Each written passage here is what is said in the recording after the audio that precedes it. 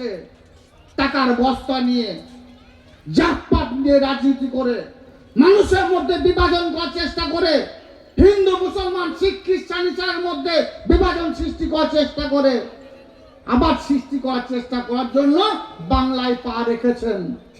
বাংলার মানুষকে বিভ্রান্ত করার চেষ্টা করছেন। কিন্তু বাংলার মানুষ রাজনৈতিক সচেতন মানুষ, বাংলার মানুষ সুবুদ্ধি সম্পন্ন মানুষ, বাংলার মানুষ মমতা বন্দ্যোপাধ্যায়ের সঙ্গে আছে, অভিষেক বন্দ্যোপাধ্যায়ের সঙ্গে আছে। তাই আসন্ন 26শে নির্বাচনে আমার সামনে যারা আছেন সাংবাদিক বন্ধু ভাইদেরকে অনুরোধ করব, মাননীয় মুখ্যমন্ত্রী মাননীয় মমতা বন্দ্যোপাধ্যায় 2011 থেকে 2025 এই মাত্র কয়েক বছরের ব্যবধানে সারা বাংলায় যে জনমুখী প্রকল্পগুলো বাস্তবায়িত করেছে সেগুলো একটু মানুষের সামনে তুলে ধরবেন।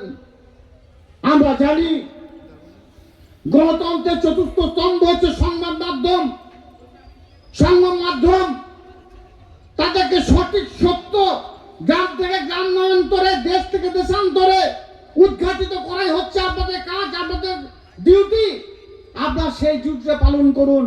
সারা বাংলা মানুষকে জানান দেওয়া দরকার আছে।